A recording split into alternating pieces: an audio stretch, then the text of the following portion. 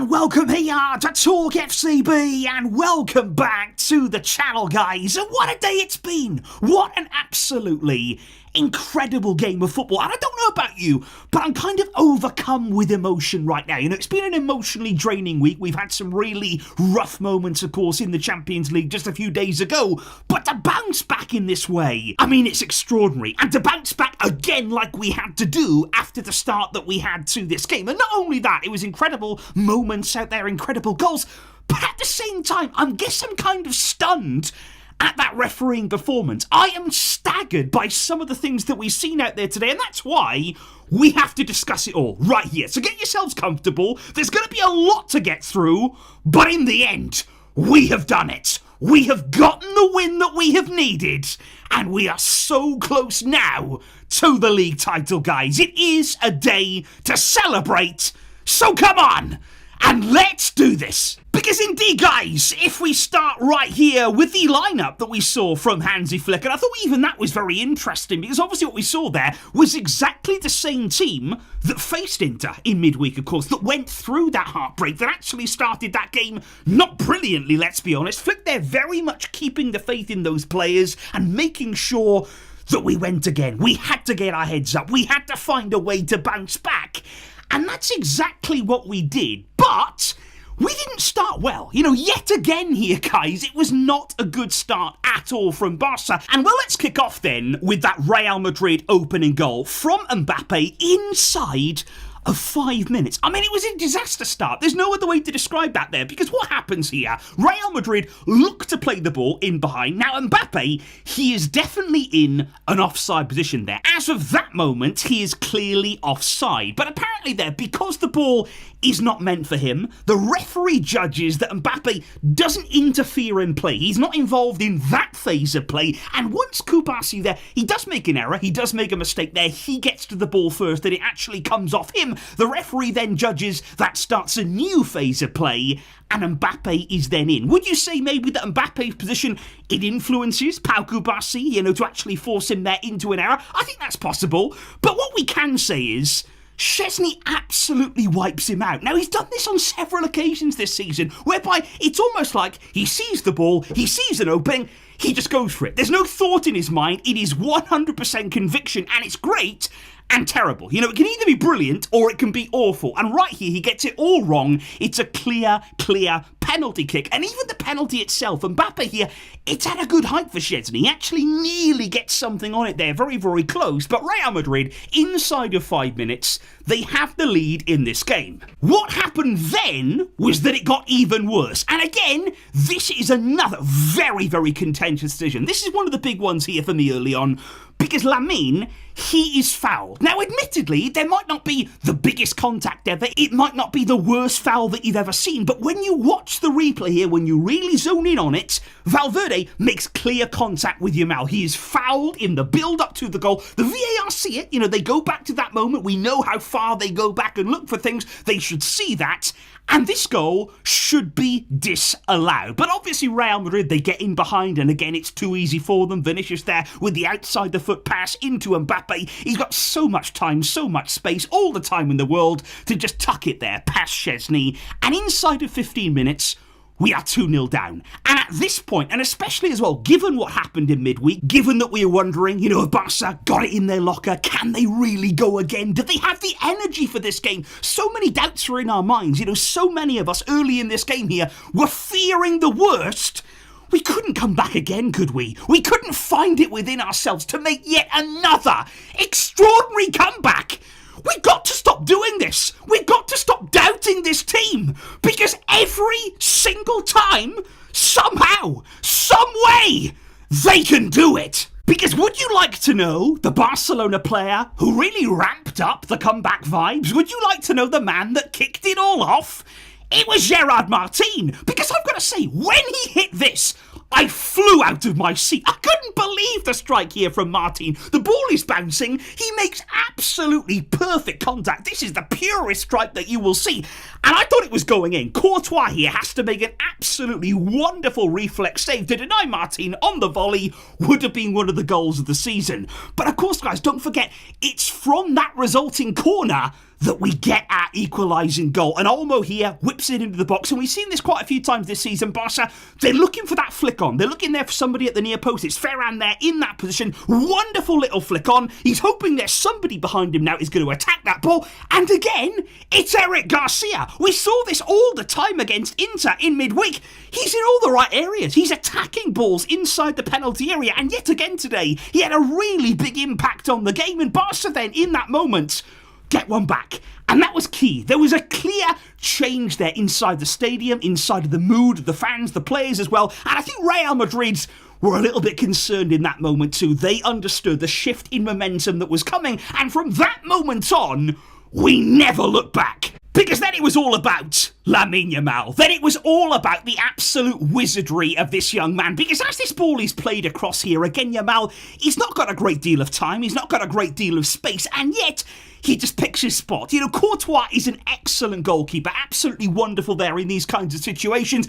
He has no chance. He has absolutely no chance of getting anywhere near that. Because Yamal has put it exactly where he wanted it. It is a wonderful finish there. Just whipping it around Thibaut Courtois. And I've also got to mention here in the build-up, Pedri ducks. You know, he's actually in front of the goal there. It might actually hit him, but he does really well to duck and get out the way of it. And what I loved about this goal, the celebration there, to equalise the score, 2 goals apiece. We'd all seen what Mbappe did after he scored, then Yamal scores. And again, it's the calmness, it's the confidence. He oozes quality and class, this young man. And you just feel like he's got it under control. A game like this, the stakes as high as they are, again, you just feel as though he's going to see us through. He has got what it takes here to win this game and to give us absolutely everything. And of course, Real Madrid here, in the act of fairness, I'm sure they're going to be unhappy about Frenkie de Jong's part in the goal there. Was it handball on him? That was what they were claiming. It was not given on the field there or by VAR. I think at the end of the day, again, we're always told it's within the shirt. You know, if something hits you there that's actually on your shirt, maybe that's not handball. So Barca there, maybe they got away with one, maybe they didn't, but believe me, it more than evened itself out. In the end, we still came off so much worse in terms of the decisions. But I think from that moment, guys, our tails were up. You know, 2-0 down to get it back to 2-2. There was only one way then this game was going to go. And actually, Mbappe helps us, as does Dani Ceballos. Thank you, both of them there. It's fantastic, just running into each other. It is absolutely beautiful. And the freedom and the space we had here. Pedri has got time to pick his pass to Rafinha wonderfully there into his path. Can he finish it? Of course he can there. Wonderful finish. Slots it to the side of Thibaut Courtois. And Barca then have gotten rid of that 2-0 deficit. They have somehow again come back even before half-time has arrived. And it's so important there that we responded in that way. And very, very early on, we took the game back to Real Madrid. But can we talk about this? Yet again, can we go back to another decision here? Ferran, who was a menace for Real Madrid all day long. They could not handle him. They could not stop him there. Fantastic movement from him. He is brought down. He is clearly brought down. And the referee blows up. He gives a foul. That is a goal-scoring chance. If Ferran there is allowed to get the other side of Tchouaméni, he is in on goal. Nobody's close to him. There is no cover there for Real Madrid. That is a clear and obvious scoring opportunity. That has to be a red. And that's not even close. That is genuinely not even a contentious decision here. Oh, you know, is it a red? Isn't it? It's obvious. It's blatant. It's clear. How is that not given? Tchouaméni gets away with only a yellow card when that was clear to the world that it should have been a red one, and we should have made it there and then. Yamal again with that trademark cross outside the foot, cuts it back there. Brilliant ball into Rafinha, and he heads it over the bar. But Real Madrid did think they had another penalty in this game. You know, Bellingham here, he would eventually be flagged offside, although that's not even the problem. Bellingham was leaning off there. That's what the referee gave. How they make a mess of this, by the way, I don't know. They're in on goal. It's so easy and simple. They really make a mess of it. And maybe Mbappe was so embarrassed by that, he just threw himself to the floor. Because what we're seeing here is a blatant and obvious dive from Mbappe. And by the way, the referee gave that. You know, forget all the offside, forget what came later. The referee gave the penalty for Real Madrid when there is not a single moment where there is contact on him. Frenkie de Jong goes in for the challenge, but then he quickly withdraws himself, makes no contact with Mbappe. It's an embarrassing, blatant dive, and obviously, he did not get booked for that either.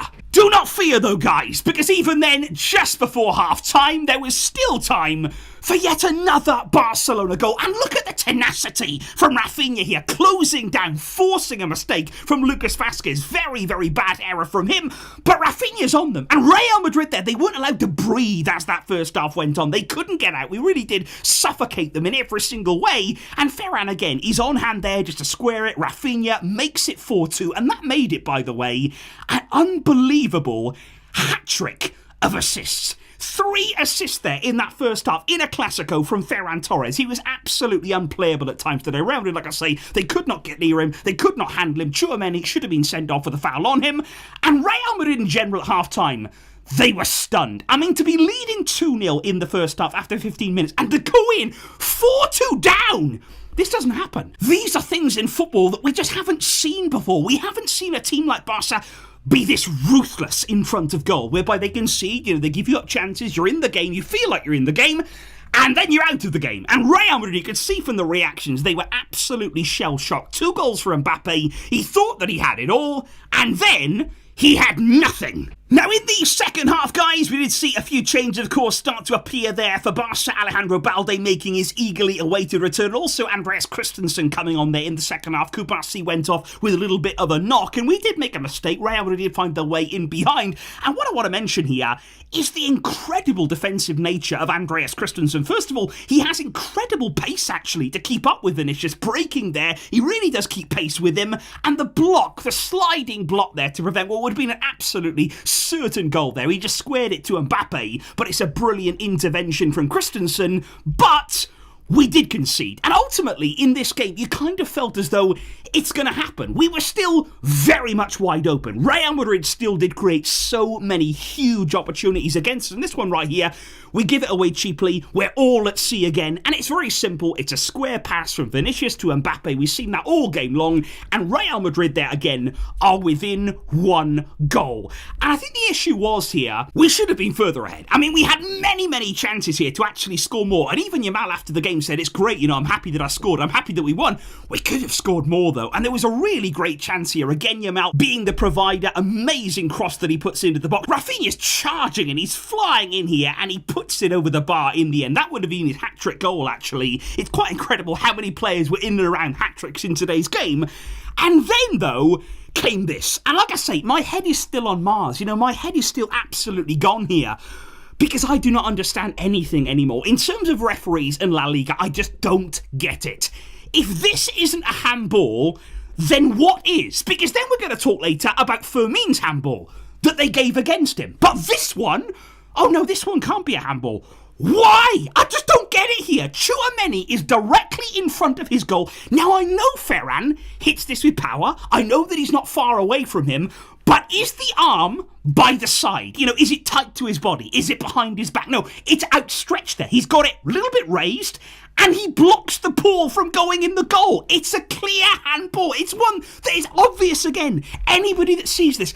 And why do we have VAR? What is the point? If we're going to go over, look at it 10 times on a screen, see what we're all seeing at home, and you still make the wrong decision. I mean, it is absolutely mind-boggling what is going through the minds here of the referees. Because, yeah, again, we look at the final goal there, the final moment, the winning moment. I absolutely loved it. I was really hoping, actually, that we were going to have another goal like from Kessie. Remember, of course, when he scored the goal to win the league, basically, in the Clásico. I wanted one of those moments to celebrate with the fans.